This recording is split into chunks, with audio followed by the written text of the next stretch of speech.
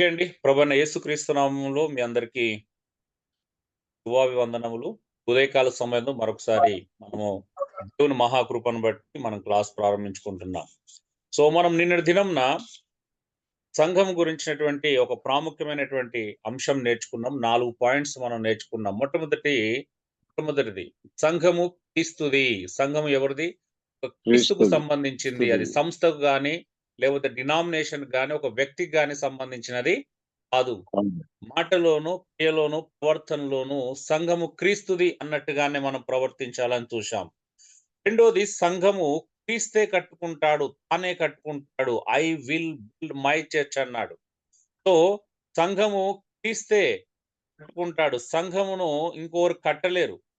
సంఘమును మరొకరు కట్టలేరండి. ఎంత ప్రయత్నం చేసినా, ఎంత గొప్ప సంస్థ అయినా గూడాము సంఘమును కట్టలేదు అనే విషయాన్ని మనం అర్థం చేసుకోవాల. నెక్స్ట్ సంఘము క్రీస్తు మీద మాత్రమే, క్రీస్తు మీద మాత్రమే కట్టబడుతుంది. అది పద్ధతుల మీద, సిద్ధాంతాల మీద, మానవులు కల్పించినటువంటి ఆచారాల మీద, సాంప్రదాయాల మీద, మనుషులు పెట్టుకున్న నార్మ్స్ అండ్ కండిషన్స్ మీద కట్టబడదు. అది కంపల్సరీ క్రీస్తు మీద మాత్రమే కట్టబడుతుందని నేర్చుకున్నాం. నాలుగోది సంఘము సాతాను యొక్క శక్తి చేత జయింపబడదు. పాతాళ లోక ద్వారములు కూడా వనకాలి సంఘం ఎదుట. సో, సంఘం అలాంటిది. సంఘము యేసుప్రభు కట్టాలనుకున్న సంఘం అది. మరి మన సంఘము అలా ఉందా? మనము అలాంటి సంఘముగా మనం కట్టబడటానికి ప్రభువుకు పర్మిషన్ ఇస్తున్నామా? పరిశుద్ధాత్మ దేవునికి అవకాశం ఇస్తున్నామా? క్రీస్తు తాను కట్టుకుంటానన్నటువంటి ఆ సంఘంలో మనం పాలిభాగస్తులం అవుతున్నామా? క్రీస్తును బైపాస్ జేసి మన ఇష్టానుసారంగా మనం సంఘాలను కట్టాలని ప్రయత్నం చేస్తున్నామా అనేది మనం పరిశీలించుకోవాల్సినటువంటి అంశం. ఓకే అండి. కాబట్టి మనం చివరిగా చూసిన మాట ఇది. మనం సమావేశమయ్యే స్థలం సంఘం కాదు. మనం వెళ్ళే కట్టడం సంఘం కాదు. మనం చేసే కార్యక్రమాలు, ప్రోగ్రామ్స్ ఇవన్నీ గూడా సంఘం కాదు. కేవలం విశ్వాసుల సహవాసమే వాక్యానుసారమైనటువంటి సంఘము. విశ్వాసుల యొక్క సహవాసం. వారి మధ్యలో ప్రేమ, ఐకమత్యం, ఒకరినొకరు పురికొల్పుకుంటా, ఒకరినొకరు హెచ్చరించుకుంటా, ఆదరించుకునేటువంటి అవకాశాలు మనం కల్పించలేదు అనంటే, మన సంఘం సరిగ్గా లేదు, వాక్యానుసారంగా లేదు అనే విషయాన్ని గ్రహించాల. ఓకే అండి. ఈరోజు మనం నెక్స్ట్ అంశాన్ని ఒక చిన్న కథతో ప్రారంభించుకుందాం. సంఘమును గురించిన వాక్యానుసారమైనటువంటి సాదృశ్యములు. సంఘం యొక్క భావంలో మొదటి లెసన్‌లో ఇది రెండో భాగంగా మనం చూస్తున్నాం.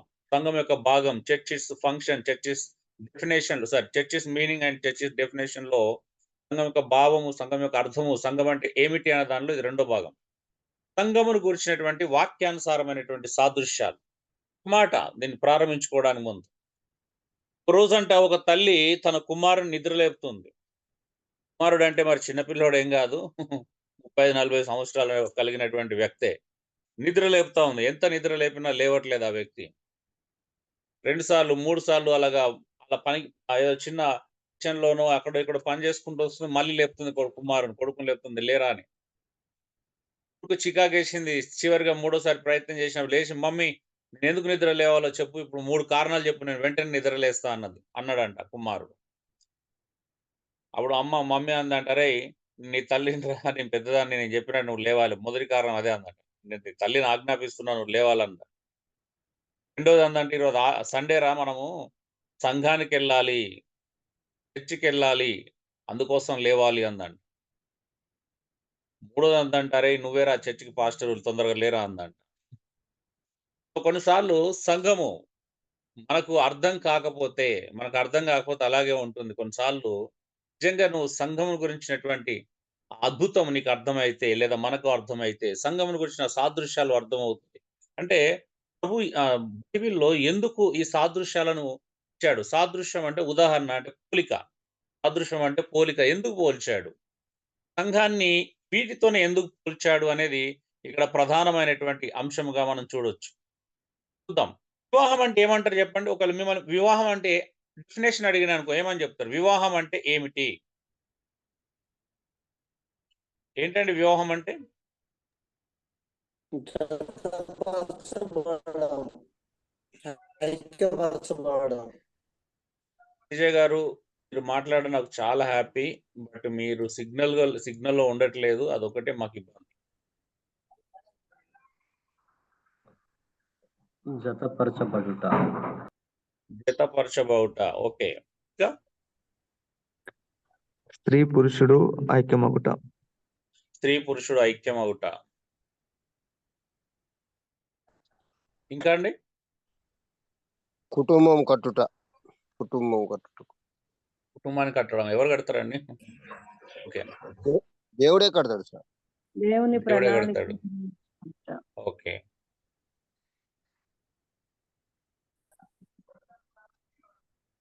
అన్న ఒక ఇద్దరు వివిధమైనటువంటి భావాలు ఆలోచనలు కలిగిన వారిద్దరిని కూడా ఐక్యపరిచి ఒకటిగా చేయటమే వివాహం అనుకుంటున్నాను.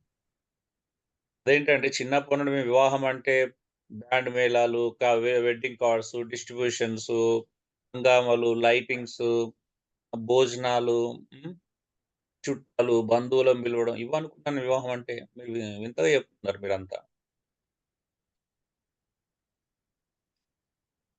కట్నాలు, కానుకలు, సందళ్ళు ఇది కాదా వివాహం అంటే?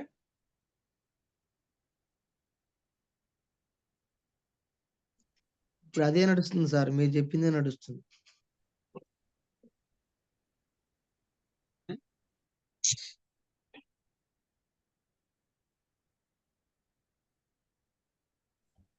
మీరేమో వివాహం అంటే మొత్తం జీవితకాలం అంతా దేవుని లోపల జతపరచబడి జీవితకాలం అంతా జీవించేటువంటి గొప్ప గొప్ప మాటలు చెప్తున్నారు.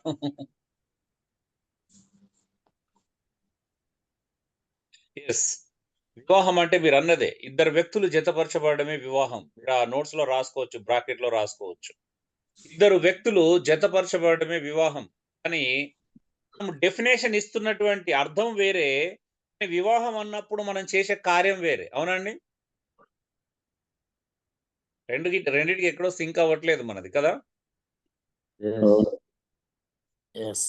మన నమ్మకానికి మన ఆచరణకి సంబంధం లేదు, అంతేనంటారా? అట్లనే ఉందయ్యా. ఏమో కదండి. మన నమ్మకానికి ఆచరణకి సంబంధం లేకుండా ఉంది ఏంటండి. మనం నమ్మేది ఒకటి అవుతుంది, చేసేది ఒకటి అవుతుంది. లక్షలు ఖర్చు పెట్టి ప్రీ వెడ్డింగ్ షూట్ అని, ఆ షూట్ అని, ఈ షూట్ అని, అబ్బాబా ఇప్పుడైతే అసలు భయంకరంగా ఉంది పరిస్థితి. అవునా?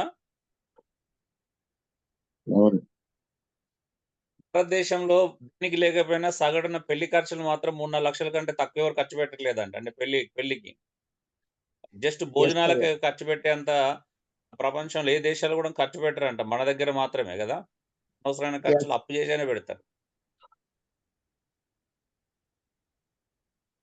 మీరు ఎప్పుడైనా చెప్పారా అండి సంఘంలో ఎవరు పెళ్లి చేసుకుంటా అంటే మీరు రూపాయి అప్పు చేయకుండా పెళ్లి చేసుకోమని చెప్పగలిగారా? చెప్పారు ఎప్పుడైనా? చెప్పిన గారు చెప్తాం. సరే, ఇప్పుడు మన టాపిక్ అది కాదు, జస్ట్ ఎగ్జాంపుల్ అక్కడ ఆడుకున్నాం.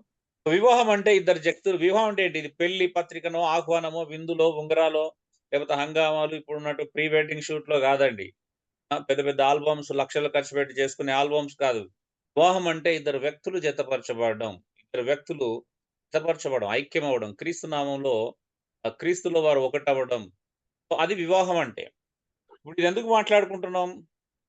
మాజీ వైద్యుడైన ఒక సేవకుడు సరిగానే సెలవిచ్చాడు. ఏమని సెలవిచ్చాడో చూద్దాం. నిజానికి సంఘం అనే పదము బాగు చేయాలన్నంత దురాభిప్రాయం కలిగి ఉన్నది. సంఘం అనగా సేవకులు, బోధన, బల్ల, కుర్చీలు, దశంభాగాలు, ఆచారాలు, సాంప్రదాయాలు, కార్యక్రమాలు, సంగీతం మరియు ఆదివారపు ప్రసంగాలు అనే వ్యవస్థతో కూడిన కట్టడమే అని అనేకులు భావిస్తున్నారు. నిజమేనా? మీరు సంఘం అనగానే ఎక్లేషియా, పిలువబడిన వారు అని చెప్తున్నారు. సంఘం అనగానే విశ్వాసుల సమూహం అని చెప్తున్నారు. సంఘం అనగానే మీరు ప్రజలు అంటున్నారు. కానీ ప్రాక్టీస్ లో ప్రజలే ఉన్నారా? లేదు. హలో, లేదండి. మన ఆచరణ ఎక్కడుంది? మన దృష్టి ఎక్కడుంది? మన దృష్టి ప్రజలేనా? మన దృష్టి క్రీస్తేనా? ఈ రెండు. మన దృష్టి సంఘం అనగానప్పుడు సంఘము క్రీస్తుది అని అంటున్నాము. సంఘం అంటే విశ్వాసులు అంటున్నాము. మరి ఆచరణలో ఏముంది? ఆచరణలో వేరే ఉంది కదా. చూడండి, అంతే అంటున్నారు. ఆ డాక్టర్ గారు సెలవు ఇచ్చింది సరైన విషయమే. నేను మధ్యప్రదేశ్ లో కలిశాను డాక్టర్ గారిని మాట చెప్పిన ఆయన. నిజానికి సంఘం అనే పదం బాగు చేయలేనంతగా దురాభిప్రాయాలను కలిగి ఉన్నది. సంఘం అంటేనే సేవకులు, సంఘం అంటేనే బోధ, సంఘం అంటేనే బల్లలు, కుర్చీలు, దశమ భాగాలు, ఆచారాలు, సాంప్రదాయాలు, సౌండ్ బాక్సులు, మ్యూజిక్ సిస్టమ్, అవునా? కార్యక్రమాలు, సంగీత మరి ఆదివారపు ప్రసంగాలను వ్యవస్థతో కూడిన కట్టడమే అని అనేకులు భావిస్తారు. అంటే కుటుంబం అంటే అన్నం తినడానికి మనకు కావాల్సిన వస్తువు ఇంట్లో ఉండకూడదని దీని అర్థం కాదు. దాని అర్థం ఏంటి అంటే భార్యకి ఫోకస్ ఇంట్లో ఉన్న వస్తువుల మీద కంటే ఉన్నా లేకపోయినా, తిండికున్నా లేకపోయినా భర్త మీద ఉండాలి. అవునండి? అవునయ్యా. భార్యకు భర్త మీద, భర్తకు భార్య మీద ఉండాలి ఫోకస్ అంతా. ఇంట్లో ఉన్న వస్తువుల మీద ఉన్నారనుకో ఏమైతది కుటుంబం?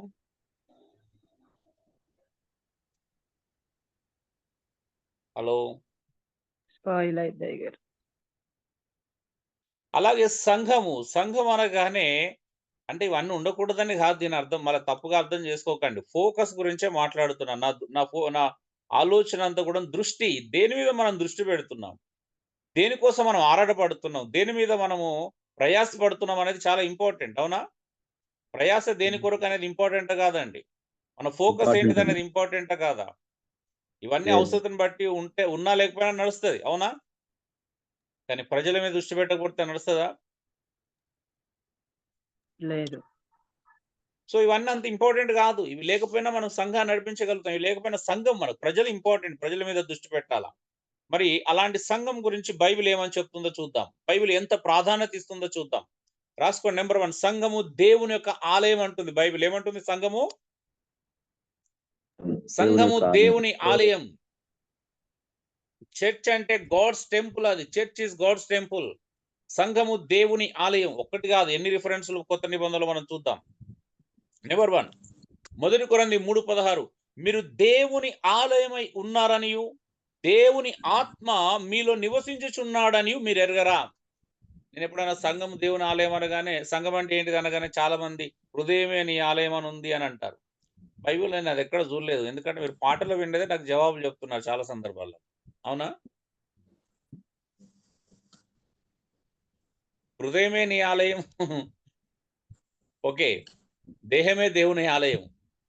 దేహమా హృదయమా?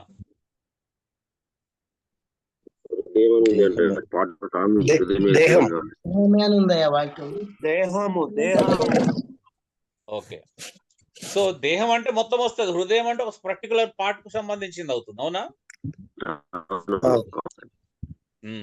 సో హృదయం అంటే కేవలం ఆ పార్ట్ కు సంబంధించింది. దేహం అంటే టోటల్ అరికాలు మొదలుకొని నడినేత వరకు కంప్లీట్ ప్రతి అవయవం. అవునా? సో అట్లా ఒక్క వ్యక్తి కాదు, మళ్ళీ సంఘం అంతా, మనుషులందరూ, విశ్వాసుల సమూహం అంతా కలిస్తే దేవుని ఆలయం. ఒక వ్యక్తి యొక్క హృదయం కాదు. సో ప్రతి మనిషి కలవాలి. అంటే ప్రతి విశ్వాసి కలిసినప్పుడు, ప్రతి విశ్వాసికి సంబంధించింది స్థానిక సంఘంలో 50 మంది ఉంటే 50 మంది కలిస్తే ఏంటిది? అది దేవుని ఆలయం. ఆ 50 మంది కలవాలి అక్కడ. సో సంఘము దేవుని ఆలయం. పౌలు ఎంత స్పష్టంగా చెప్తున్నాడు చూడండి. సంఘం అంటే చాలా మందికి అర్థం కాల.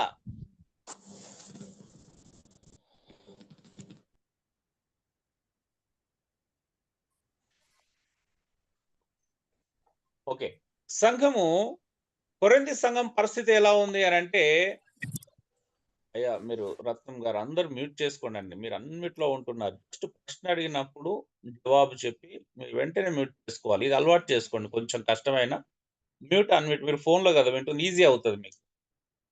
నేను మిమ్మల్ని మ్యూట్ చేయాలంటే మళ్ళీ నేను ఒక విండో ఓపెన్ చేసి అక్కడికి వెళ్ళి మిమ్మల్ని మ్యూట్ చేయాల్సి వస్తుంది. మీకైతే ఈజీ, పక్కనే ఇలా క్లిక్ చేస్తే మీరు మ్యూట్ అవ్వకపోతారు. అన్మ్యూట్ చేయండి.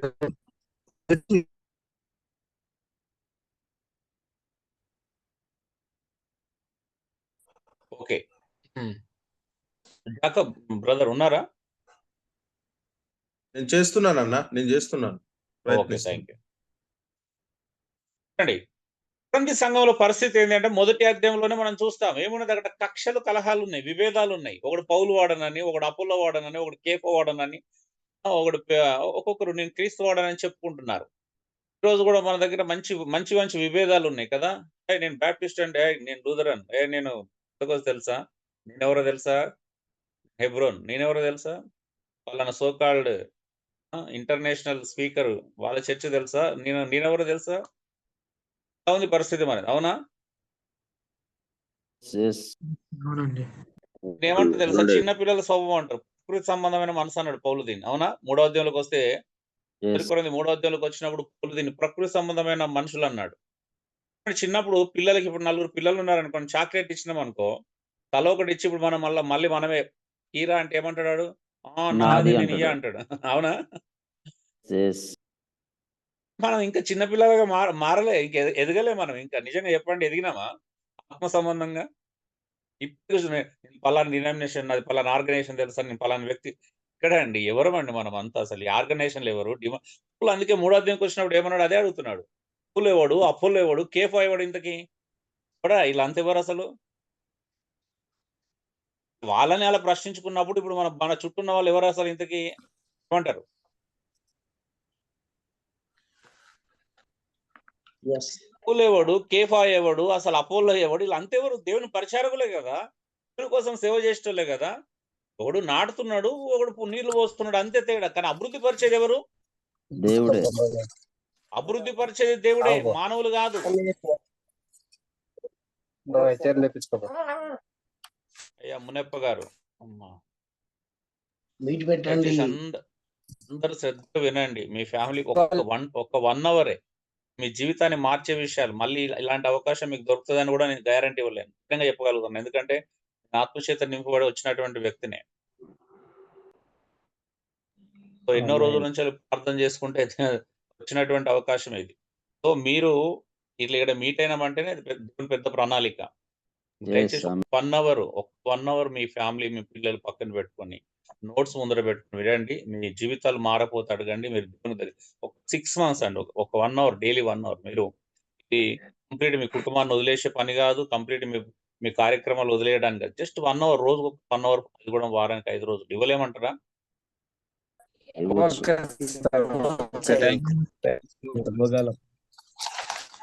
సో కాబట్టి సిన్సియర్‌గా ఉండండి. దయచేసి సిన్సియర్‌గా ఉండండి. ప్రభువు చూస్తున్నాడు మనల్ని. ప్రభువు మనల్ని చూస్తున్నాడు. మనం ఏం చేస్తున్నాం ఆయనకు తెలుసు. ప్రభువుకు నమ్మకం, నా కోసం గాదు. ప్రభు కోసం నేను అయినా, మీరైనా అందరం ప్రభువుకు ఒక 1 అవర్ సిన్సియర్‌గా మనం సీరియస్‌గా ఉన్నట్లయితే ఇది జీవితాలు మార్చివేస్తదండి. ఇప్పుడు ఎంత క్లియర్‌గా ఉన్నట్టుండదు. అభివృద్ధి పరిచేది దేవుడే. మరి ఈ రోజు ఎందుకండి మనం సేవకులను పోగొడుతున్నాం? అభివృద్ధి పరిచేది ఎవరు? మన జీవితానికి ఈ రోజు ఇక్కడ వరకు రావడానికి కారణం ఎవరు? దేవుడా? మనుషులా? దేవుడే అన్న. కృతజ్ఞత అంటే మన ఫోకస్ ఎవరి మీద ఉండాలా? దేవుని మీద దేవుడి మీద. ఉండాలా. అంతేగాని ఎంత గొప్ప స్పీకర్ అయినా అమెరికాలో ఉన్నాడా, ఈ ఆస్ట్రేలియా ఉన్నాడా, ఇంగ్లాండ్ ఉన్నాడా, ఇండియాలో ఉన్నాడా మనకు సంబంధం లేదు. దాన్ని బట్టి వాళ్ళ గొప్పతనం రాదు. దాన్ని బట్టి వాళ్ళకి గొప్పోళ్ళు కాలేరు. పేరుకు ముందు ఇంటర్నేషనల్ అని యేసుకుంది ఇంటర్నేషనల్ గారు. ఎవరైనా గాని మనం ఎవరికి సంబంధించిన వాళ్ళం కాదు. We are belongs to Christ అంతే. మనం క్రీస్తుకు చెందిన వారం. అవునండి? ఎస్. సో మనం క్రీస్తు యొక్క సొత్తు. మనం కొనబడిన వారం. కేవలం క్రీస్తుకు ఒక్కనికే మన మీద సంపూర్ణమైన అధికారం ఇవ్వాలి. ఇంకెవరికి ఇవ్వడానికి లేదు. ఎవరైనా మనకు మెంటర్స్‌గా ఉంటే వాళ్ళు వాక్యానుసారంగా ఏదైనా చెప్తే ఫాలో కావాలి. అది వేరే విషయం. అందుకే అంటున్నాడు పౌలు ఇవన్నీ చెప్పుకుంటూ వచ్చాడు. మీరు ఎలా కడుతున్నారో జాగ్రత్త. బంగారంతో కడుతున్నారా? వెండితో కడుతున్నారా? వెలగల రాళ్ళతో కడుతున్నారా? పొయ్యితో కడుతున్నారా? గడ్డితో కడుతున్నారా? దేనితో కడుతున్నారో జాగ్రత్త. కట్టువాడు జాగ్రత్త పడాలి. ఒకవేళ కట్టేవాడు వాడు అగ్ని చేత అది పరీక్షించబడినప్పుడు ఏమైనా మిగులితే ప్రతిఫలం దొరుకుతది. లేదంటే అతడు మాత్రం అగ్నిలోకెళ్ళి లాగబడినట్లుగా రక్షించబడతారంట. Be careful dear brothers and sisters. మీరు పాస్టర్స్ ఒకవేళ పరిచర్యలో ఉన్నారు కాబట్టి మీరు ఎలా కడుతున్నారనేది ఇంపార్టెంట్ ఇక్కడ. అందుకే మీకు పౌలు ఏదైతే నేర్పరైన శిల్పకారుని వలె పునాది వేశాడో ఆ పునాదిని ఇప్పుడు మీకు పరిచయం చేస్తున్నాం. ఈ పునాది తర్వాత మీరు ఎలా కడతారో అది మీ ఇష్టం. ఒక 6 మంత్స్ తర్వాత మీరు ఇలాగే కంటిన్యూ అవుతారా? ఇంతకుముందు 20 సంవత్సరాల నుంచి 10 సంవత్సరాల నుంచి 15 సంవత్సరాల నుంచి మీరు ఎలాగైతే పరిచర్య చేశారో అదే కంటిన్యూ చేస్తారా? ఇప్పుడు అపోస్తలుడైనటువంటి పౌలు వేసినటువంటి పునాదిని మీకు పరిచయం చేస్తున్నాను. ఈ పునాదిని మళ్ళీ మీరు తీసుకొని పునాది మీద జాగ్రత్తగా కడతారా? అది మీ ఇష్టం. అది సెకండరీ. ఈ 6 నెలలు అయితే కొంచెం ఓపికగా వినండి. సో అప్పుడు మీ పరిచర్య మిగులితే మీకు ప్రతిఫలం దొరుకుతది. ఒకవేళ మీరు చేసినటువంటి కష్టానికి, మీరు చేసిన పరిచర్యకి అగ్ని చేత కాల్చివేయబడినప్పుడు బూడిద మిగిలిందనుకోండి మీకు ప్రతిఫలం ఉండదు. కానీ ఏమంటాడంటే అగ్నిలోకెళ్ళి లాగబడినట్లుగా రక్షించబడతారంట. ఇంతకాలం మీరు కష్టపడినందుకు దేవుడంట అగ్నిలోకెళ్ళి లాగబడినాడు. మనకు తెలుసు గదా! 10థ్‌లో ఒక 2 మార్కులు తక్కువైనప్పుడు అప్పట్లో గవర్నమెంట్ 2 మార్కులు ఏమేస్తారు? గ్రేస్ మార్క్స్ అంటారు గదా! గ్రేస్ మార్క్స్ ఏసి పాస్ చేసేవాళ్ళు. ఐడియా ఉందా? అవునన్న. అవును. అట్లా మీరు గ్రేస్ మార్క్స్ చేత రక్షించబడతారంట. Be careful. పరిచర్య అంట అది కాదు. ఎందుకంటే సామాన్యమైనది కాదు. అది సంఘం అంటే క్రీస్తుది. ఆయనతో ఆడుకున్నట్టు చిన్న పొరపాటు చేసిన. అందుకే అంటున్నాడు, మీరు దేవుని ఆలయమై ఉన్నారనియు, దేవుని ఆత్మ మీలో నివసించున్నాడని మీరు ఎరగరా? ఈ మాత్రం తెలియదా? మీరే దేవుని ఆలయం, మీలోనే దేవుడు నివసిస్తాడని మీకు తెలియదా? అయితే కింద ప్రమాదకరమైన ఒక మాట ఉంది. ఏమన్నాడండి?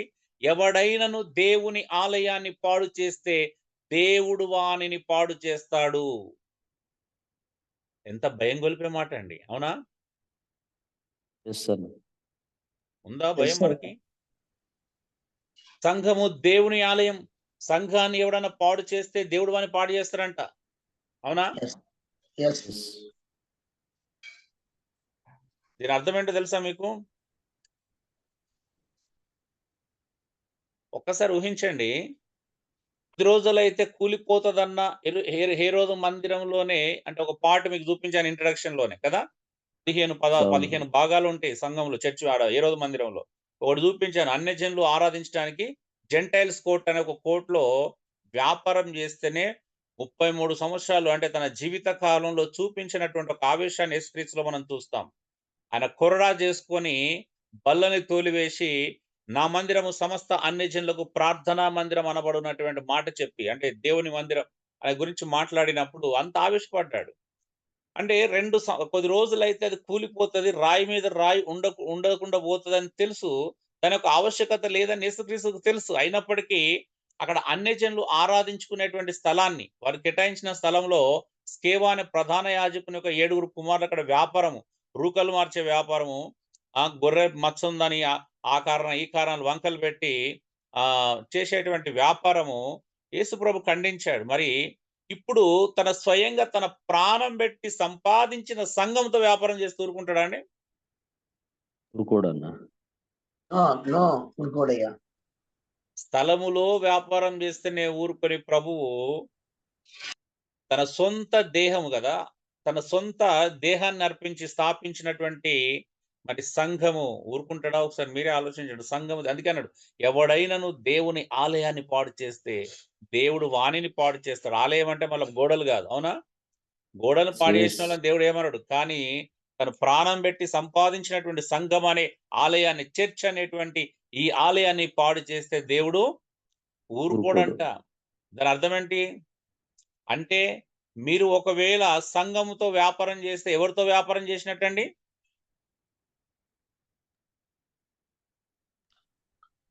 దేవుని సంఘం, దేవునితో క్రీస్తుతో అండి. ఎవరైనా సంఘముతో ఆటలాడితే క్రీస్తుతో ఆటలాడినట్టు, ఎవరైనా సంఘాన్ని మోసం చేస్తే క్రీస్తును మోసం చేసినట్టు, ఎవరైనా సంఘాన్ని పాడు చేస్తే క్రీస్తును పాడు చేసినట్టు, ఎవరైనా సంఘంతో ఇష్టానుసారంగా బిహేవ్ చేసినట్లయితే అది క్రీస్తుతో బిహేవ్ చేసినట్టు, ఎవరైనా సంఘం మీద అజామాయి చెలాయిస్తున్నట్లయితే, అనవసరమైన అజామాయి చెలాయిస్తున్నట్లయితే అది క్రీస్తు మీద అజామాయి చేసినట్టు. ఈ భయము అపోస్తులకు నేను చూశాను. ఆ తర్వాత ఇంకెవరి లోపల చూడలేదు. సంఘము క్రీస్తు అనే భయం వాళ్ళకు. ఎంత భయం తెలుసా అండి? మీరు ఒక్కసారి అపోస్తుల జీవితాన్ని, సంఘముతో వాళ్ళు మాట్లాడే విధానాన్ని, మరి బ్రతిమలాడుకొనుచున్నాను, వేడుకొనుచున్నాను. ఇది మీకు 4వ లెసన్‌లో వస్తది మళ్ళా, సంఘంతో ఎలా ప్రవర్తించాలని. వేడుకొనుచున్నాను, బ్రతిమలాడుకొనుచున్నాను. ఎన్ని పౌలు యొక్క మాటలు, వాళ్ళ ప్రేమ అసలు. ఈరోజు ఆజ్ఞ అంటే అయిపోయింది. సిట్ టు స్టాండ్ అంటే స్టాండ్. అవునా? ఎస్, అట్లే ఉందన్న. ఎవరితో బిహేవ్ చేస్తున్నామో తెలుసా కనీసం మనం? విషయం మర్చిపోయారా అండి? పౌలు స్త్రీలను, ఇంటింటొచ్చి స్త్రీలను పురుషులను ఈడ్చుకొని పాడు చేస్తుంటే సంఘమును పాడు చేయుచుండెనన్న మాట చూస్తాం. యేసు ప్రభు ఫస్ట్ ఆఫ్ ఆల్ ఆయన ఎన్కౌంటర్ అయినప్పుడు ఏమన్నాడండి? సౌలా సౌలా నువ్వు నా సంఘాన్ని ఎందుకు హింసిస్తున్నావు అని అడిగాడు కదా.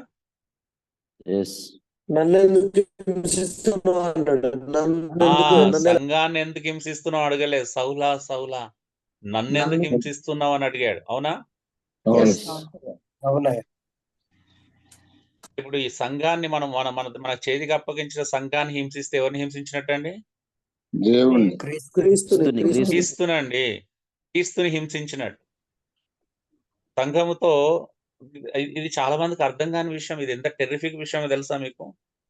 యేసు ప్రభువుని ఎదుర్కొన్నప్పుడు అర్థమవుతుంది, అయ్యో మేము ఇంత భయంకరమైన తప్పులు చేశామా? పాత నిబంధన కాలం యొక్క ఒక్కసారి కాపర్లను ఆలోచించండి. సంఘంతో ప్రజలతో ఇష్టానుసారంగా బిహేవ్ చేస్తే ఇర్మియా ద్వారా గాని ప్రవచించిన ప్రవచనాలు చూడండి ఎంత ప్రమాదకరంగా ఉంటాయో కదా? అయ్యా రత్న గారు మీరు ఓకే. సంఘము దేవుని ఆలయం అండి. నేను ఇష్టానుసారంగా చేయడానికి నాకు అధికారం లేదు. అది దేవుని ఆలయం అది. ఇంకా చూద్దాం ఎన్ని మాటలు ఉన్నాయో. ఏమన్నాడు చూడండి ఇక్కడ ఎఫెస్ 2:21-22 ప్రతి కట్టడం అంట ఆయనలో చక్కగా అమర్చబడి భూనందు పరిశుద్ధమైన దేవాలయముటకు వృద్ధి పొందుచున్నది. ఆయనలో మీరు కూడా ఆత్మ మూలముగా దేవునికి నివాస స్థలమయుండుటకు కట్టబడుచున్నారు. ఎక్కడనంట ఎంత అద్భుతమైన మాట చూడండి. సరే మాటను మళ్ళీ దృష్టి పెట్టండి.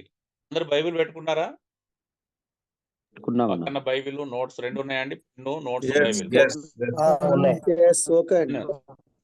వెరీ గుడ్ అండి.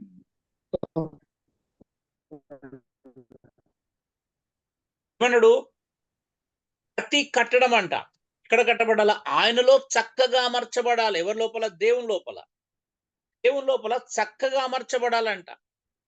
అమర్చబడి ఏం కదా ప్రభువునందు అంటే క్రీస్తునందు పరిశుద్ధమైన దేవాలయముటకు వృద్ధి పొందుచున్నది. ఆయనలో అంటే క్రీస్తులో మీరు కూడా ఆత్మ మూలముగా దేవునికి నివాస స్థలమై ఉండుటకు కట్టబడుచున్నారు. ఎంతటి ధన్యత అండి ఇది.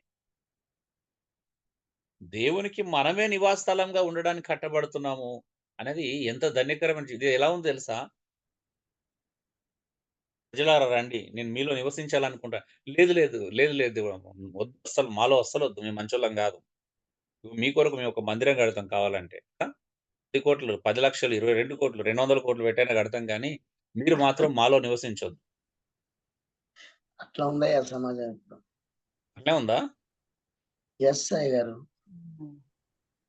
మనం యథార్థంగా ఒప్పుకున్నాం, ప్రభు అసలు మేము అంత యోగ్యులం కాదు, మేము మాలో దేవా మీరు మాలో నివసించేంత యోగ్యులం కాదు, మమ్మల్ని వదిలేయండి. మమ్మల్ని వదిలేస్తే మీ కొరకు మేము కట్టి చూపిస్తాం. అవునా? కింద మీద పడైనా కట్టేస్తాం ఏదైనా ఒకటి చేసిన కడతాం కానీ వద్దొద్దు ప్రభు మీరు మాలో నివసించకూడదు దేవా, మీరు మాలో నివసించే అంత యోగ్యులం ఏం కాదు, మీ కొరకు మేము ఒక 4 గోడలు కడతాము, అందులో ఉండండి. ప్రజలను కూడా నమ్మిస్తాం. అక్కడ ప్రార్థన చేయండి, మందిరంలో ప్రార్థన చేస్తేనే దేవుడు వింటాడు, మందిరంలో రండి ప్రార్థనలు అక్కడే చేయాలి, అన్ని అక్కడే చేస్తేనే దేవుడు వింటాడని మేము నమ్మిస్తాం.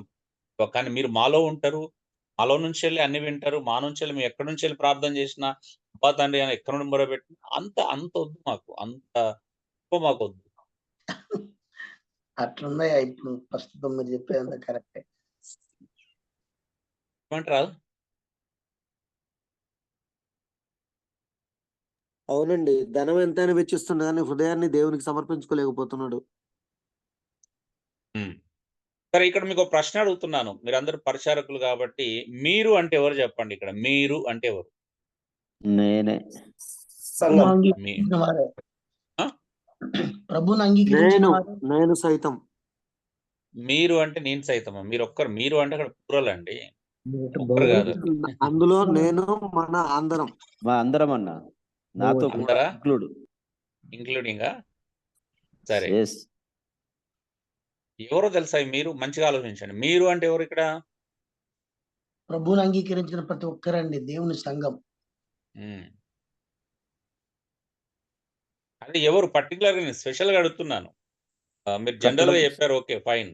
మీరు అంటే ప్రత్యేకంగా ఎవరైనా ఉన్నారా? మీరు అంటే కట్టడం ఆయన అమర్చబడి ప్రభునందు పరిశుద్ధ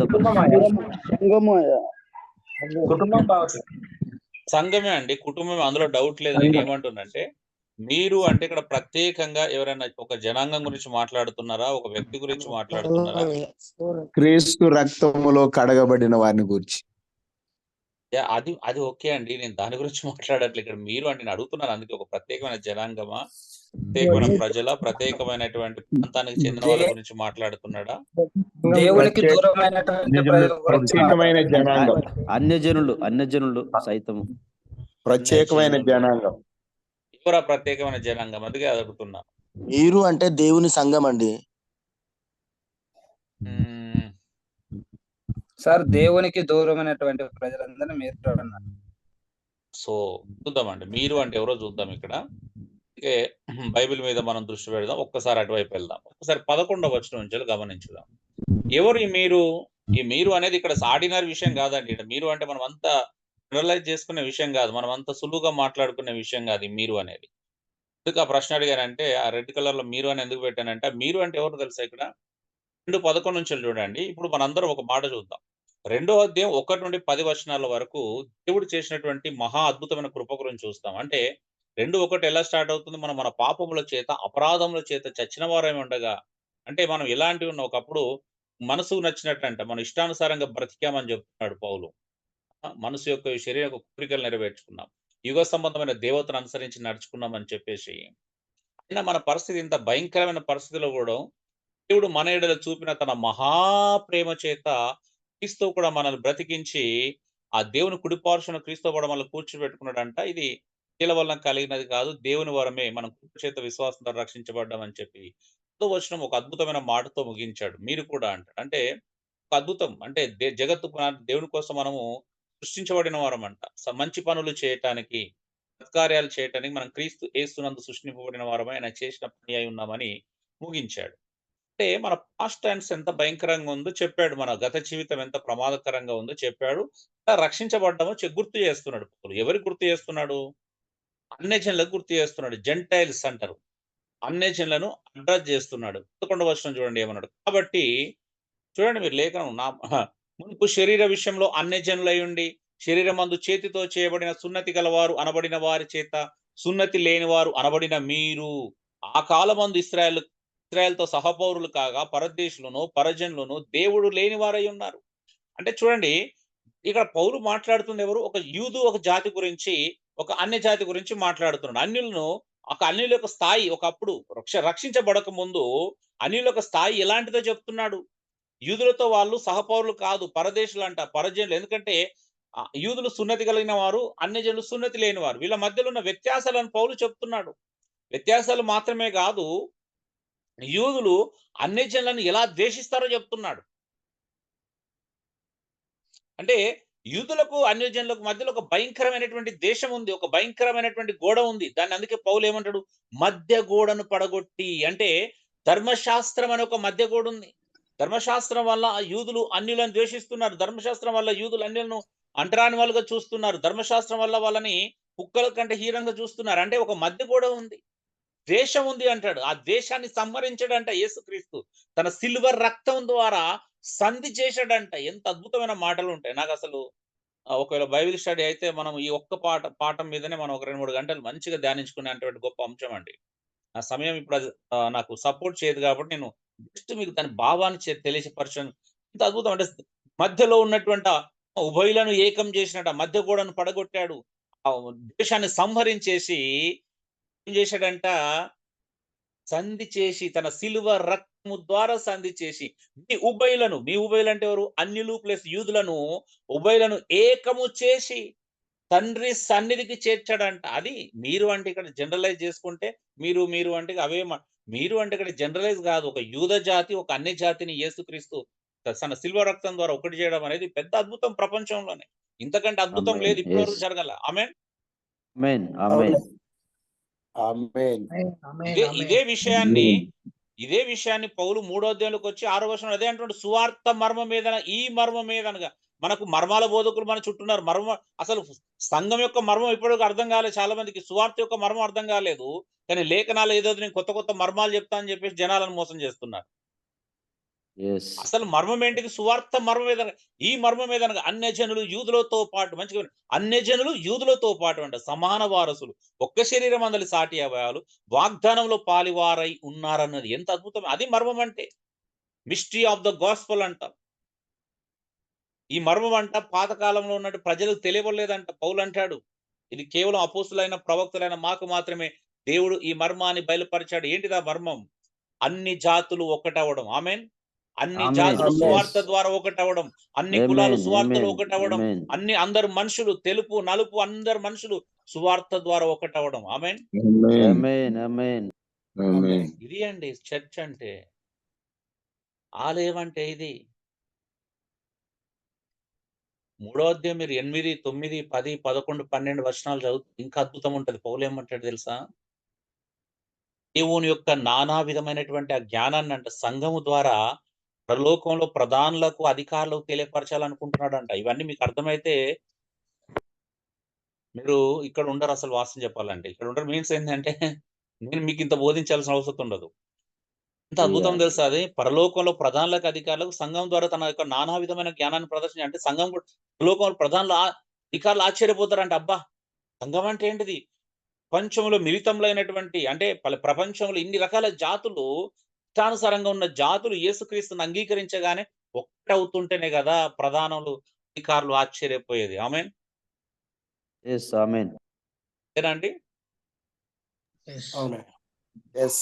అందుకే 4:1 కూడా అదే ప్రారంభించబడితే చూడండి. ఎఫెసు 4 కాబట్టి సమాధానమైన బంధం చేత ఆత్మ కలిగించి ఐక్యతను కాపాడుకుంటేందుకు శ్రద్ధ కలిగిన వారై ప్రేమతో ఒకరినొకడు సహించుచు మీరు పిలువబడిన పిలుపునకు తగినట్లుగా సంపూర్ణ వినయంతోను సాత్వికంతోను నడుచుకొనవలెనని ప్రభువును బట్టి ఖైదీనైన పౌలను నేను మిమ్మల్ని బ్రతిమాలుకొనుచున్నానంట. ఎవరు బ్రతిమలాడుకుంటున్నారు ఈ రోజు ఇలాగా? మనమందరం ఒక్కటి.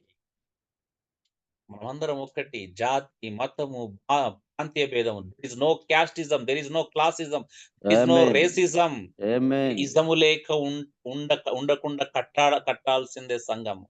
మనమే ఆమేన్. ఇజాలను పెంచి పోషిస్తే ఇప్పుడు సంఘం ఎలా అవుతుందండి? పాస్టర్ అంటే కనపడతలేదా? పాస్టర్ అంటే no. మీ లెక్కలు తర్వాత వేసుకోండి.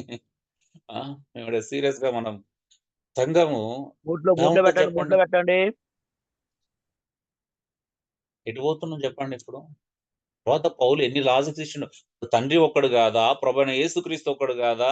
శుద్ధాత్మ దేవుడు ఒక్కడు కాదా? బాప్టిజం ఒకటి కాదా? విశ్వాసం ఒకటి కాదా? నిరీక్షణ ఒకటి. ఇన్ని ఒక్కట్లు ఉన్నాయి కానీ సంఘంలో మాత్రం అన్ని వేరే ఉన్నాయి మాక్సిమం. వేరే. అవునా? ఐకమత్యానికి బలం చూపిస్తున్నాడు పౌలు. మనం ఐకమత్యంగా ఉండాల్సిన అవసరం ఏంటో చూపిస్తున్నాడు. కారణం ఏంటో చూపిస్తున్నాడు. రూట్ ఏంటో చూపిస్తున్నాడు. పునాది ఏంటో చూపిస్తున్నాడు. మనకు తండ్రి ఒక్కడే, శుద్ధాత్మ దేవుడు ఒక్కడే, క్రీస్తు ఒక్కడే, నిరీక్షణ ఒకటే, విశ్వాసం ఒకటే, బాప్టిజం ఒకటే, అన్ని ఒకట్లే, పిలుపు ఒకటే. అయినా కూడా మనం నువ్వు వేరు నేను వేరు. అబ్బబ్బబ్బా ఎన్ని వేర్లు చేసినాం. ఎవరికి నచ్చిన వేరు వాళ్ళు వేస్తూనే ఉన్నారు. అవునా? Yes sir. అవునయ్యా. అయ్యా ఎలీషా గారు మళ్ళీ సిగ్నల్ లేదండి దయచేసి. ఎలీషా గారు రికార్డులు అవుతుంది. తర్వాత వినే వాళ్ళకి చాలా ఇబ్బంది పడతారు. వాయిస్ మీకే ఇబ్బంది.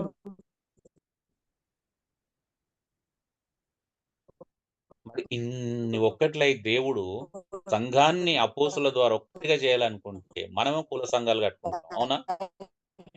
ఎలీషా గారు జాకబ్ బ్రదర్ ప్లీజ్ ఎలీషా గారిని కొంచెం అన్మ్యూట్ అవ్వట్లేదన్నా. నేను అదే అవ్వకనే నేను మిమ్మల్ని ఫోన్ మెసేజ్ పెట్టమంటున్నాను. అవ్వట్లేదు అన్మ్యూట్. నేను కూడా చేస్తున్నా. ఇప్పుడు అయింది. అది అవ్వట్లేదు, మ్యూట్ చేస్తా ఉన్నాను. అదే ఇక సిగ్నల్ వీక్ ఉంటే అది కనీసం పని చేయదు అన్నట్టు మనకు. సో ఆలోచించండి. యేసుక్రీస్తు ప్రణాళిక మనకు అర్థమైందండి. మనం అందరం సంఘ పరిచయం అంటే ఆరంభంలో అందుకే అడిగాను. నేను డాక్టర్‌ని కాకపోతే ఇంకో డాక్టర్‌ని తయారు చేయాలి. నాకు ఈత రానోడు ఇంకోనికి ఈత నేర్పించలేడు. డ్రైవింగ్ రానోడు మరొకరికి డ్రైవింగ్ నేర్పించలేడు. నేను ఇంజినీర్ కాకపోతే ఇంకొన్ని ఇంజినీర్‌ని తయారు చేయలేను. అలాగే సంఘం అంటే నాకే తెలవకపోతే నేను ప్రజలకేం నేర్పిస్తానండి? సంఘం అంటే ఓన్లీ డెఫినిషన్ కాదు. మనమేమో నాకు సంఘం అంటే తెలుసు ఎక్లేషియా సంఘం అంటే పిలువబడిన వారు. అంతే అనుకున్నాం కదా మనం సంఘం అంటే. చాలా వరకు. అది కాదు. దాని డెప్త్‌తో వెళ్తుంటే ప్రాణాలు పోతాయి. తోడేస్తాం. ప్రాణాలు తోడిపోతాయి. ఆయనలో మీరు కూడా ఆత్మ మూలంగా దేవునికి నివాసస్థలం అంటే ఒక 2 జాతులను ఒకటిగా చేయడం అండి ఆలయం అంటే. అవునా? ఎస్. ప్రాక్టికల్ ఇలాంటి ఒకసారి రిసర్చ్ చేస్తున్నప్పుడు ఒక మీట్ పెట్టుకున్నప్పుడు కొంతమంది సహోదరులు అసలు ఎందుకు మనకు మందిరాల యొక్క అవసరం ఎందుకు ఏర్పడుతుంది అని అడిగాను నేను. జస్ట్ అంటే క్యాజువల్‌గా అడిగాను. సహోదరులు లేచి వెంటనే ఏమన్నాడంటే, "అన్న మేము విలేజ్‌లో పరిచర్య చేస్తామన్నా. మీరంటే సిటీలో ఉన్నారు కాబట్టి మీకు ప్రాబ్లమ్ లేదు. విలేజ్ సమస్యలు మీకు అర్థం కావన్నాడు." "చెప్పండి బ్రదర్ నేను వింటాను శ్రద్ధగా" అన్నాను. "లేదన్నా మాకు విలేజ్‌లో చాలా ప్రాక్టికల్ ప్రాబ్లమ్స్ ఉంటాయి. మేము అవి ఫేస్ చేయలేమని" అన్నారు. "ఏంటి?" అని అడిగాను. ఏంటి అనంటే చెప్పిన విషయం ఏంటి అంటే, మేము ఎస్సీ ఇంట్లో ప్రార్థన పెడితే రెడ్డి రావట్లేదన్నా. వేరే హై క్యాస్టల్ వాళ్ళు రావట్లేదు. అలాగే మేము రెడ్డి ఇంట్లోనో ఇతర హై క్యాస్టల్ ఇంట్లో ప్రేయర్ పెడితేనేమో ఎస్సీని రానివ్వట్లేదు" అన్నాడు. సరే మంచిది. ఇప్పుడు ఏం చేద్దాం అన్నాడు. అందుకే అన్న నేను క్యాజువల్ ఒక మందిరం కట్టుకున్నాము. చర్చ్ బిల్డింగ్ కట్టాను. ఇప్పుడు ఇద్దరు వస్తున్నారు అని అన్నాడు. రైటే అంటారా ఇద్దరు? చెప్పగానే నేను కొంచెం నవ్వాను అన్నట్టు. నేను నవ్వాను. నవ్వగానే ఎందుకన్నా అలా వెటకారంగా నవ్వుతున్నారు అన్నాడు. వెటకారం ఏం లేదు. ఇద్దరు మారుమనసు లేనోళ్ళను ఒక 4 గోడల మధ్యలో బంధిస్తే సంఘం ఎలా అయితది అన్నాను. ముందు మార్పు రావాలి దాంట్లో నుండి. అసలు మారుమనసు అంటేనే అర్థమేంటిది? ప్రపంచము చుట్టుపక్కల గ్రామం అంతా ఏమనుకున్నా పర్వాలేదు నేను క్రీస్తులోకి వచ్చానని ఆ రెడ్డి ఎల్లి ఎస్సీ ఇంట్లో చేతులు కడితేనే కదా మారుమనసు పొందినట్టు. ఆమేన్. yes. ఎస్సీని తన ఇంట్లోకి రానిచ్చి ఇంట్లో తన పల్లెంలో చేయి గడగనిస్తేనే కదా నిజమైన మారుమనసు పొందినట్టు. yes. అవునా అండి? అవును. yes. ఉన్నాయ్యా. సువార్త అంటేనే పడనోళ్ళని ఇద్దరిని కలపడం కదా. మళ్ళా సువార్త అంటే ఇక్కడికి వచ్చినా కూడా మళ్ళీ పడదు అని చూపిస్తే అది సువార్త ఎలా అయిందండి? గాస్పల్ కు ఉన్నటువంటి మిస్టరీ ఆఫ్ ద గాస్పల్ అది. సువార్త మర్మమే అది. ఎవరినైనా ఒకటి చేయడం. అవునా? సమాధానపరిచి ఐక్యపరచడం. yes. ఐక్యపరచడం. మళ్ళా సమాధానం లేకుండా నువ్వు వేరే 4 గోడల మధ్యలో మళ్ళీ ఈయన అక్కడ మాత్రమే ప్రైజ్ ద లార్డ్ బ్రదర్ హల్లెలూయా అంటే అక్కడ చెప్పుకుంటారు. వచ్చేటప్పుడు ఒక ప్రైజ్ ద లార్డ్, పోయేటప్పుడు ఒక ప్రైజ్ ద లార్డ్. మళ్ళీ పెళ్లిలు అవి వస్తే మళ్ళీ ఎవరిది వాళ్ళే. అవునా? yes. అలా మీరు వేరే నేను వేరే. మాస్టర్ గారి దగ్గర ఉండి మరి కులం అడిగి మరి చెప్తారు. అవునా? అయ్యా మీ కులం మాకు అవునయ్యా. పూలు చేస్తా ఉంటారు. అయ్యా ఈ కులం వాళ్ళు మీ దగ్గర ఎవరైనా అమ్మాయిలు ఉన్నారా అబ్బాయిలు ఉన్నారా అని అడుగుతారు. నాకు చాలా కోపం వస్తది. ఏం చేస్తాం పెద్దలని మనుషులు కదా గౌరవించాలని నిదానంగా సమాధానం చెప్తా కానీ లోపల మండుతది. అంటే మీరే దగ్గర ఉండి ఇలా అడిగితే ఎలాగండి?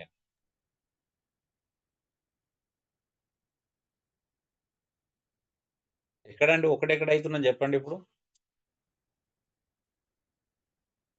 ఇప్పుడు మనం ఇట్లా ఇట్లా ఇట్లా విడిపోతే దేవుడు మనలో నివసిస్తాడా నివసించడా? నివసించడయ్యా. విడిపోతే నివసించడన్న. ఆత్మ ద్వారా ఇప్పుడు పరిశుద్ధమైన దేవాలయం వృద్ధి పొందుతున్నాం మనం కట్టబడుతున్నామా నిజంగా? ఏదైనా స్ట్రక్ అవుతున్నాం. మీరే చెప్పాలండి. మీ మీ మీ మీ చేతికి అప్పగిస్తున్నాను. ఎందుకంటే నేను మిమ్మల్ని అన్ని విషయాల్లో బలవంత పెట్టలేను. ఎందుకంటే ఇది రుద్దేది కాదు ఇది. ఇది సత్యము. అర్థం చేసుకొని అవలంబించేది. అవునా? yes. సో నేను రుద్దలేను. జస్ట్ మీకు సత్యం చెప్పడమే నా బాధ్యత. అని మనసులో చాలా బలమైన కోరిక ఉంటది. మీరందరూ ఇట్లా ఇటే రావాలని. ఆ తర్వాత అవును. అది మీ ఆమేన్. చేతిలో ఆమేన్. ఉంది. మూడో లేఖనం కూడా చూద్దాం.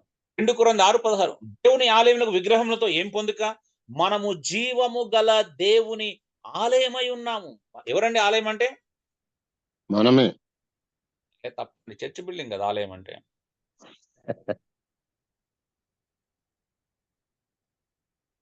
మనము జీవం గల దేవుని ఆలయం. ఇప్పుడు ఎక్కడ నివసిస్తాడు? మనలో. అవునా? Yes. కాబట్టి మనకు విగ్రహాలతో గాని ఇతర కార్యాలతో గాని సంబంధం లేదు. మనమే జీవం గల దేవుని ఆలయం. ఇంకా వేరే ఆలయం అవసరం లేదు దేవునికి.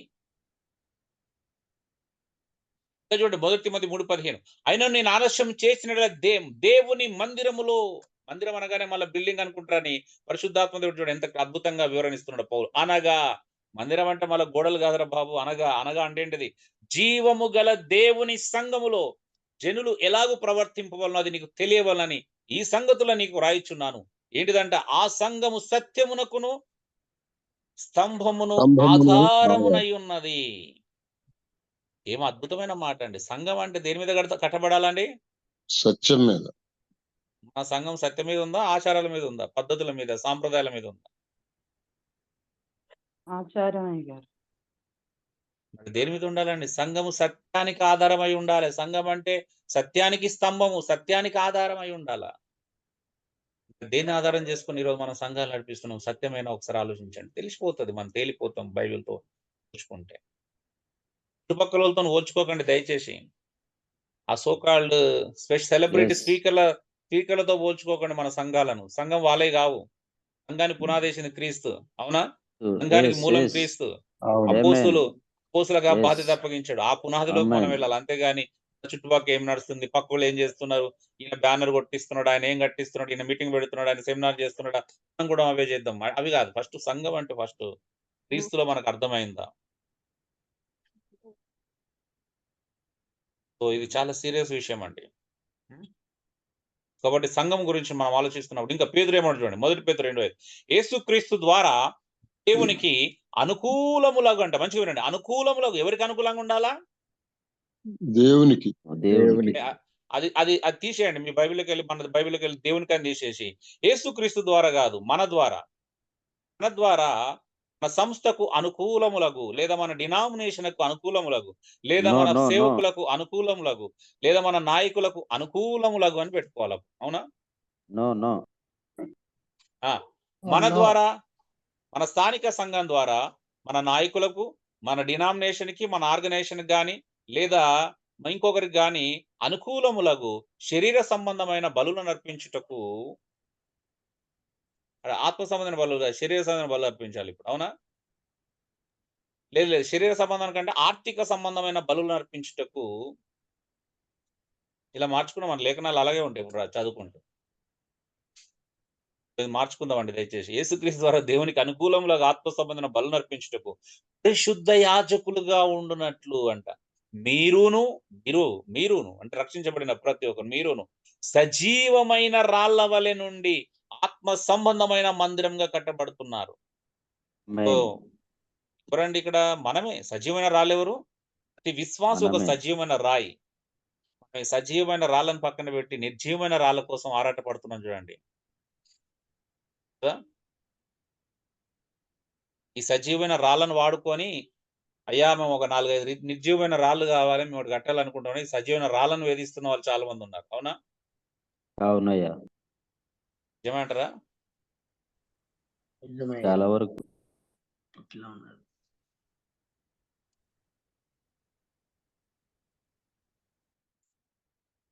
ఎంత డీప్‌కి వెళ్తే నాకు అంత భయం స్టార్ట్ అవుతుంది. ఎందుకంటే మీరు అందరూ పరిచర్యలో ఉన్నారు కాబట్టి తర్వాత నన్ను ఆడుకుంటారేమో బహుశా. అదే మనుషుల పునాది మీద కట్టిన ఎక్కువ మేము వాక్య పునాది మీరు చెప్తున్నారు. అలా మాట వినకపోతాం అనుకుంటున్నాం బిడం మాకు అప్పుడు. ఇప్పుడు నా మీద కోపం వస్తుండొచ్చు బహుశా. No no no no no అన్నా నో. అది కాకపోతే ఆత్మ పరిశీలన చేసుకోవడానికి అవకాశం ఇచ్చారు దేవుని కృపను బట్టి. అవునండి, అవునండి. ఓకే, ఒక చిన్న ప్రశ్నతో మనం ఈ పాయింట్ ముగించుకుందాం.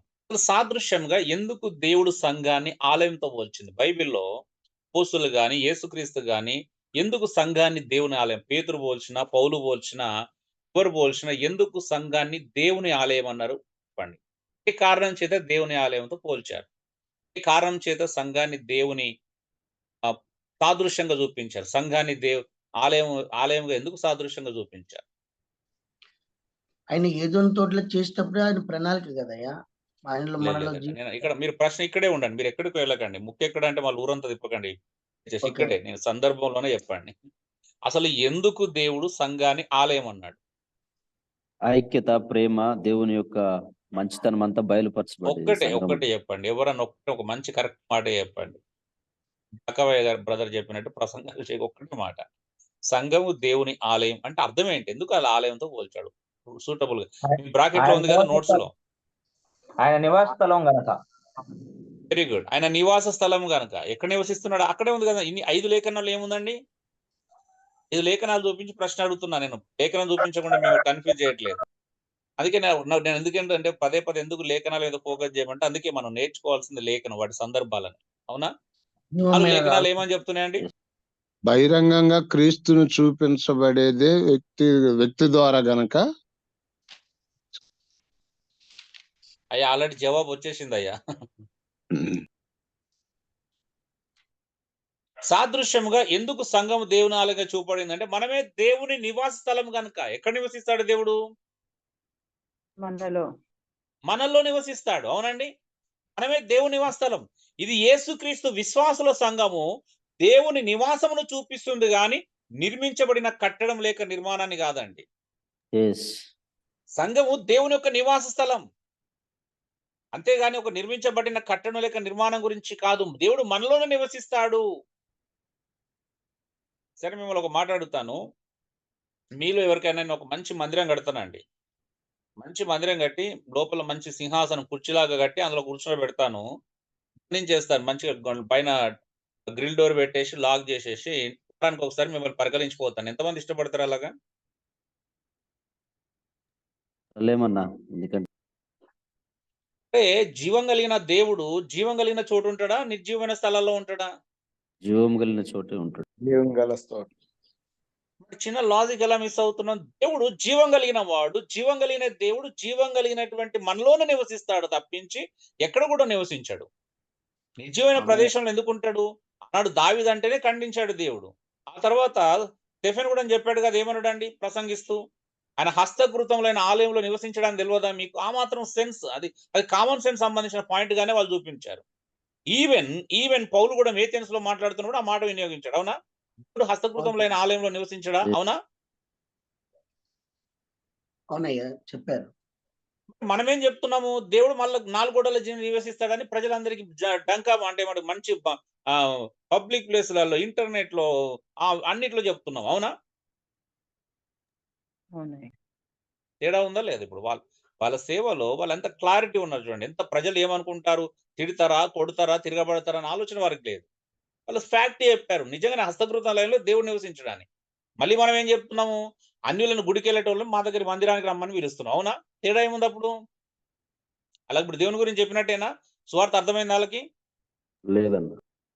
లేదండి. వాళ్ళు బయట గుళ్ళకెళ్ళని ఇక్కడ చర్చికి రమ్మంటున్నాం. అంతే కదా!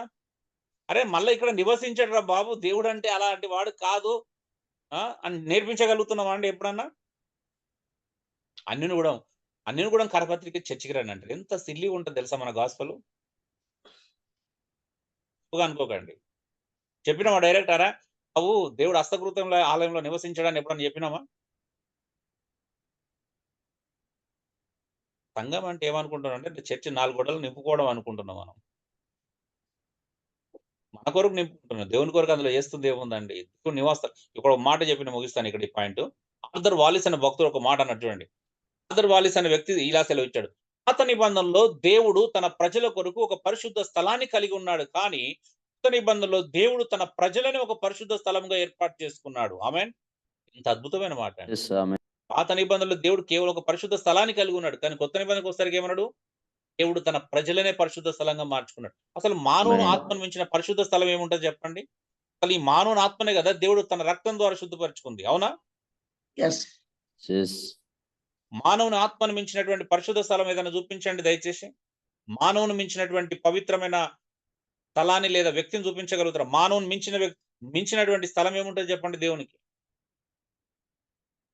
స్థలాలు గావాలి, బిల్డింగులు గావాలనుకుంటే అసలు యెరూషలేం మందిరం ఇప్పటికి పాపులర్ చేసేవాడు కాదు. ఇంకా దాన్ని ఆ మెరుగులు దిద్ది అది కూలిపోకుండా జాగ్రత్త పడేవాడు కాదు.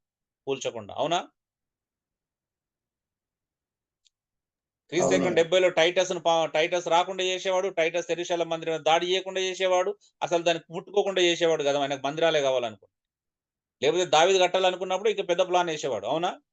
యెస్. కానీ దేవుని ఆలోచన అది కాదు. మనలో నివసించాలనే దేవుని ఆలోచన. ఆమేన్. ఆమేన్. ఆమేన్. మానవుని మించిన పవిత్ర స్థలమేనాడు. అసలు మానవుని పవిత్రపరచుకోవడానికి కదా! మనలో నివసించడానికే, మనల్ని పవిత్రపరచుకోవడానికే అంత రక్త త్యాగం చేశాడు. ఆ త్యాగాన్ని మనం మళ్ళా 4 గోడల దగ్గర ఆపేస్తే ప్రయోజనం ఏంటండి? పీపుల్ సెంటర్డ్ ఇవాంజలికల్ అని తన పుస్తకంలో జాన్ హెవెలిక్ ఇట్లా రాశాను. సంఘము స్థలము కాదు గాని ప్రజలు. సంఘం గొర్రెల దొడ్డి కాదు, ఎప్పుడు కూడా మందై ఉన్నది. సంఘం కట్టడం కాదు. సంఘం అంటే విశ్వాస సమూహం అని చెప్తున్నాడు. కానీ మనం ఏం చేసినాము? సంఘము ప్రజలు కాదు స్థలంగా మార్చేసాం. సంఘం అంటే మంద కాదు దొడ్డిగా మార్చేసాం. సంఘం అంటే ప్రజల విశ్వాస సమూహం కాదు కట్టడంగా మార్చేసుకున్నాం. అవునా? అందుకే మన దృష్టి అంతా కూడా ప్రజల మీద కంటే స్థలం మీదకి వెళ్తుంది. మన దృష్టి మంద మీద కంటే దొడ్డి మీదకి వెళ్తుంది. మన దృష్టి అంతా కూడా సమూహం మీద కంటే కూడా కట్టడం మీదకి వెళ్తుంది. ఏమంటారు? అవునన్న. చాలా వరకు. అందుకే అంటాడు, ప్రార్థన చేయు నీవే సంఘం గాని ప్రార్థించు స్థలము సంఘం కాదు. మనం ప్రార్థించు స్థలాన్ని సంఘం అని పిలుస్తున్నాం. చర్చ్ అని పిలుస్తున్నాం. ప్రార్థించే నీకంటే గొప్ప సంఘం ఏముంది? వస్త్రములు ధరించి నువ్వే సంఘం గాని ఇటుకలు లేదా చలవరాయితో కట్టిన కట్టడం దేవాలయం కాదు. లోకంలో మానవుని మించిన పవిత్రమైనది ఏదీ లేదు. నీ ఆత్మను మించిన పరిశుద్ధ స్థలము లేనే లేదు. హల్లెలూయా. అందుకే కదా మన ఆత్మలను పరిశుద్ధపరచడానికి ఆయన వస్తే, లేదు లేదు ప్రభు నువ్వు నా దగ్గర వద్దు. డిస్టర్బెన్స్ కదా ప్రభు మనలో ఉంటే. యేసయ్యా. పౌలు అన్ని సార్లు ప్రభువును మీ హృదయంలో ప్రతిష్ఠించుకోండి. అనకం లేదు లేదు ప్రభు మాకు ప్రతిష్ఠిద్దామంటే నీ హృదయంలో ప్రతిష్ఠించుకోవడం మాకు అలవాటు లేదు. ఇంకొక మందిర ప్రతిష్టాపన చేస్తాం. దాని చుట్టూ 4 చక్కర్లు కొట్టి ప్రార్థన చేసి ఇగో నీకోసం ప్రతిష్ఠిస్తామన్న. పోలే ఇంక మనకు ప్రతిష్టాపనలు. అవునా?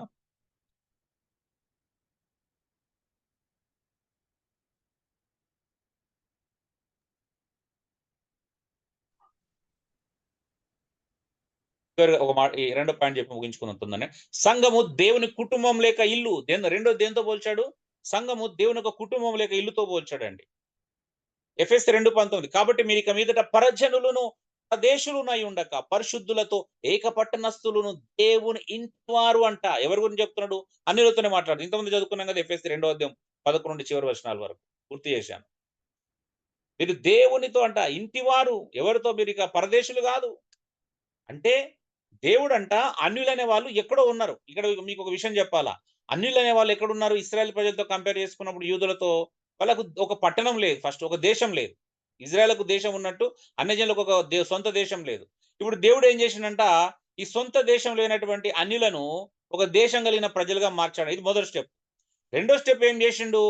అన్యులకు యూదులకు ఒక పరిశుద్ధ పట్టణం ఉన్నట్టు అన్యులకు పట్టణం లేదు, పరిశుద్ధ పట్టణం. ఇప్పుడు ఈ దేశం నుంచి ఎక్కడికి తీసుకొచ్చాడు? ఇంకా దగ్గర చేసుకున్నాడు. ఎక్కడికి? ఏక పట్టణస్థులుగా చేసుకున్నాడంట. అవునా? పరదేశులను సొంత జనులుగా చేసుకున్నాడు కదా.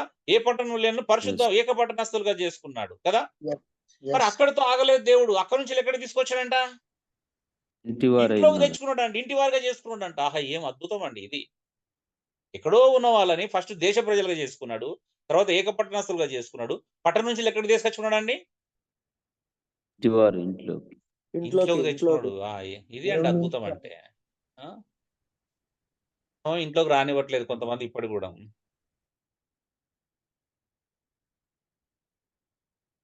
కార్బన్లో సేవకుడు తెలుసు నాకు, వాళ్ళ సంఘ విశ్వాసులు చెప్తుంటారంట, ఆయన సంఘానికి వెళ్ళే వాళ్ళు ఇంట్లోకి రానిరంట. ఆ గ్రిల్ దగ్గర బయటనే ఒకవేళ నైట్ అంతా బయట పని చేయించుకున్నా కూడా బయటనే పడుకోబెడతారు, లోపలికి రానివ్వరంట. ఆశ్చర్యం అనిపించింది. అదేంటండి, వాళ్ళు మనుషులు కదా, తోటి సహోదరులు. దేవుడు పరలోకంలోనే వాళ్ళతో పాటు నన్ను చేర్చుకుంటున్నప్పుడు, పరలోకంలో అంత గొప్ప స్థానం ఇచ్చినప్పుడు నా ఇంట్లో స్థానం ఇవ్వకపోతే నేనేం చేస్తున్నట్టండి? ఏమంటారు మీరు? దేవునికి సేవ చేయనట్టే మీలోకి నువ్వు చేస్తే. 3:6 కూడా చూడండి. అయితే క్రీస్తు కుమారుడై ఉండి ఇంటి మీద నమ్మకముగా ఉన్నాడంట. ఇంటి మీద, దేవుని ఇంటి మీద నమ్మకంగా ఉన్నాడు. ధైర్యమును నిరీక్షణ వలన ఉత్సాహమును తుదమట్టుకు స్థిరంగా చేపట్టిన మనమే ఆయన ఇల్లు. ఎవరండి ఇల్లు? మనమే. ప్రియుల్లో మనం చూసుకున్నాం కదా, పాత నిబంధనలో యాకోబు మాట్లాడినప్పుడు ఏమన్నా ఇది దేవుని మందిరం, అక్కడ ఏముంది? బాయిత్ అంటాం కదా, దేవుని ఇల్లు. ఎవరు దేవుని ఇల్లు? ఇప్పుడు మనమే మనమందరం కలిస్తే దేవుని ఇల్లు. మరి మనం దేవుని ఇంటిలాగానే ప్రవర్తిస్తున్నామా? మీరు చూడండి, ఇదే ఎఫెసీయులకు రాసిన పత్రిక 3వ అధ్యాయంలో పౌలు ఏమని ప్రార్థన చేస్తున్నాడు? పరలోకమందు ఏ తండ్రిని బట్టి కుటుంబం అని పిలువబడుచున్నది ఆ తండ్రి ఎదుట. అంటే దేవుడు మనకేమని పేరు పెట్టాడంట? కుటుంబం. అన్యులను యూదులను కలిపి ఒక కుటుంబంగా మార్చాడంట. అవునా? అన్యులను యూదులను కలిపి ఒక కుటుంబంగా మార్చి కుటుంబాన్ని పిలిచాడంట. ఆ తండ్రి ఎదుట నేను మోకాలు నీ ప్రార్థన చేస్తున్నాడు. ఏమని ప్రార్థన చేస్తున్నాడంట? క్రీస్తు ప్రేమ యొక్క పొడుగు, లోతు, వెడల్పు, ఎత్తు ఎంతో గ్రహించుటకు తగిన శక్తి గలవారు కావాలని ప్రార్థన చేస్తున్నా. అంటే దాని అర్థం ఏంటిది? అంటే ఇప్పుడు ఎవరన్నా కుటుంబంలో కుల విభజన చేస్తున్నారంటే వాళ్ళకి యేసుక్రీస్తు ప్రేమ అర్థం కానట్టే కదండి. అవును. మరి దాని సందర్భం ఏంటిది? కుటుంబం అన్నప్పుడు కింద మీద పై వచనాలు, దాని ముందు అధ్యాయాలు అన్ని ఒకటే చెప్తున్నాయి, అన్యులు యూదులు ఒకటని.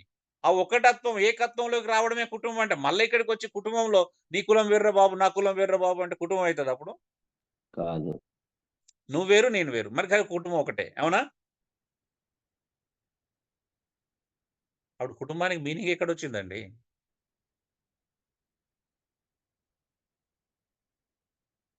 కుటుంబానికి అర్థం ఏంటి? మీరు వేరు, నేను అయినప్పుడు కుటుంబం ఎలా అయింది? ఇప్పుడు మన సంఘాల పరిస్థితి ఏంటంటే, ఇప్పుడు బస్సులో 40 మంది ప్రయాణం చేస్తారు, పక్కన పక్కన కూర్చుంటారు, కానీ ఒకరితో ఒకరు సంబంధం ఉండదు. అవునా? వాళ్ళు ఒకటైనట్టేనా? ఇప్పుడు కలిసి ప్రయాణం చేస్తారు కారు. రెస్టారెంట్ లో భోజనం చేస్తారు, కానీ ఎవరెవరో కూర్చుంటారు, వాళ్ళు ఎవరో మీకు తెలియదు. ఇప్పుడు మీరు అంత ఒకటైనట్టేనా? కారు. పార్క్ కి వెళ్తారు, పార్క్ లో జనాలతో కలిసి మీరు అందరూ ఎంజాయ్ చేస్తా ఉంటారు పార్క్ ని, ఒకటైనట్టేనా? సంఘంలో అందరు పక్క పక్కన కూర్చుంటారు, ఒకటైనట్టేనా అండి? తేడా ఏంటి మరి అక్కడికి ఇక్కడికి? తేడా ఏంటిదంటే మన కుటుంబమేనా, ఇల్లేనా మనమంతా?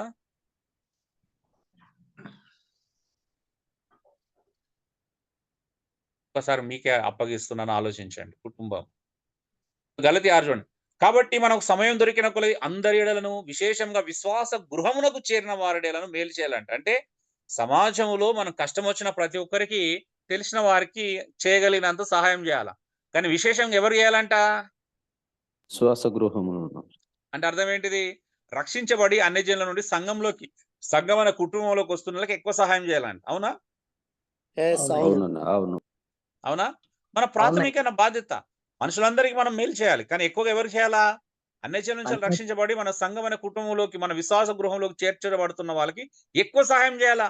ఎందుకంటే వాళ్ళ అన్నదమ్ములు, అక్క చెల్లెళ్ళు, తల్లిదండ్రులు అందరూ వదిలేస్తారు వాళ్ళని. అవునా? అవునయ్యా.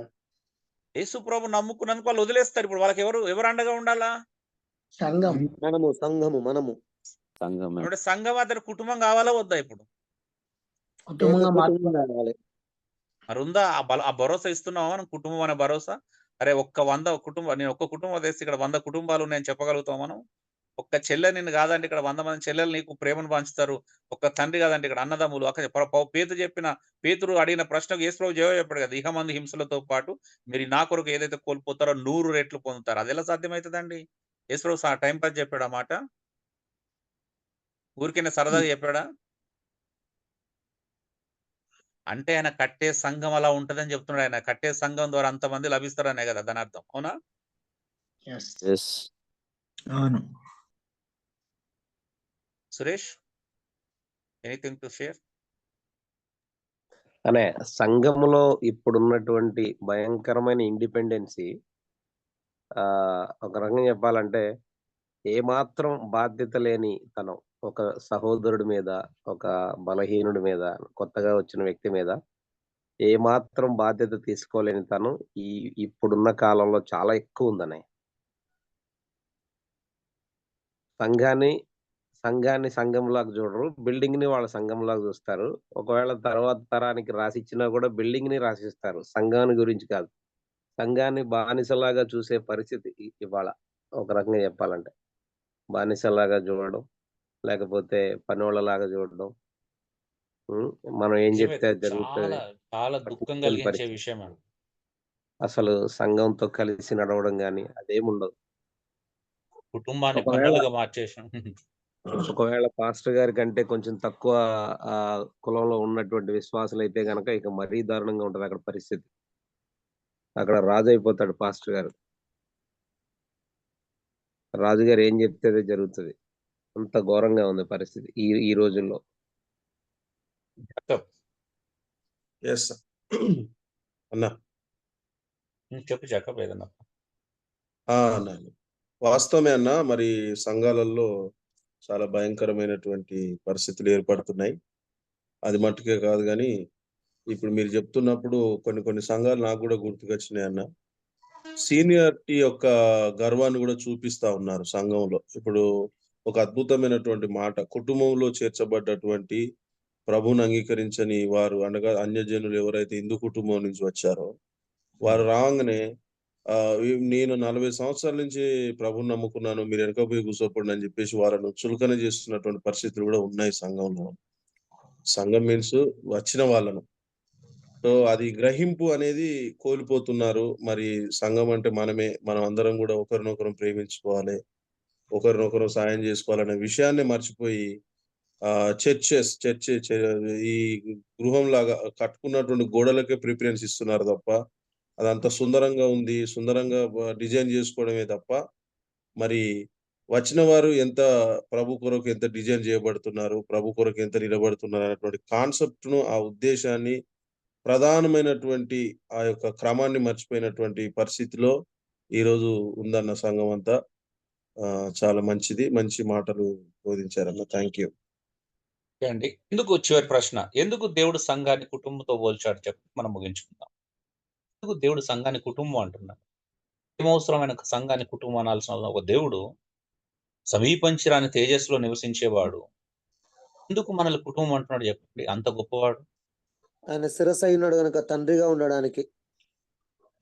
కుటుంబం అని ఎందుకు అన్నాడు? కుటుంబం యొక్క భావం, ఉద్దేశం. కుటుంబంలో ప్రేమ ఉంటది గనక శరీర సంబంధంగా నా బిడ్డ, నా కూతురు, నా మనోడు, నా అల్లుడు, నా కొడుకు అనే ఒక ప్రేమ శరీరంలో ఎట్టుండదో ఆత్మ సంబంధం కూడా అలాంటి ప్రేమను అందించబడాలని ఉద్దేశంతో కుటుంబం అనడం అనుకుంటున్నది.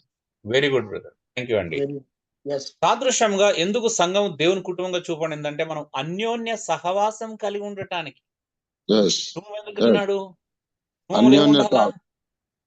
నాకు ఒక అన్యోన్య సహవాసం ఉండాలి, ఇంటిమసీ ఉండాలి మనిషికి మనిషి మధ్యలో. అది క్రియేట్ చేయగలుగుతున్నాం అండి సంఘంలో విశ్వాసుల మధ్యలో. అసలు ఇంట్లో కూడా ఉండట్లే, ఇంకా బయట ఆడదా.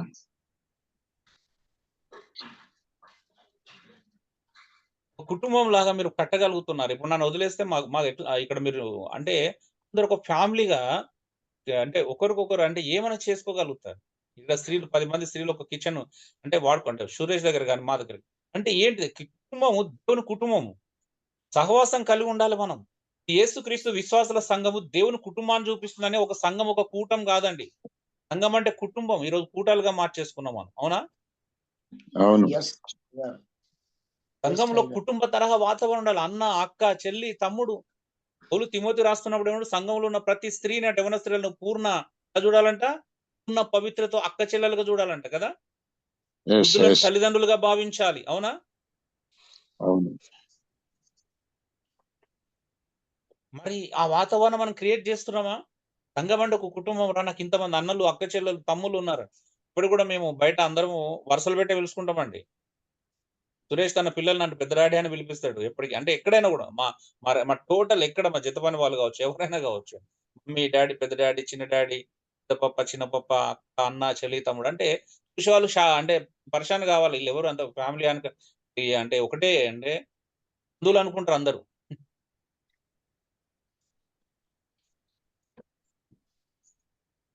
సో ఏం రిలేషన్షిప్ మనం నేర్పిస్తున్నాం? పిల్లలకి ఏం నేర్పిస్తున్నాం? పెద్దలకి ఏం నేర్పిస్తున్నాం? రేపు ఏమైనా అయినా కూడాము ఎంత అద్భుతంగా పలకరించుకోగలగాలి. ఏమన్నా అంటే ఇప్పుడు నాకు అంటే డాక్టర్ గా నాకు ఒకవేళ ఎవరితో గొడవ అయినా కూడా మా పిల్లలుగా అలా కలుసుకున్నప్పుడు వాళ్ళు ఆ ఫీలింగ్ అది అట్లనే ఉంటది. అన్న, మా బాబాయ్, మా తమ్ముడు ఇలాంటి ఫీలింగ్స్ లోనే. అంటే సంఘం ఒక కుటుంబంగా కట్టబడాలండి.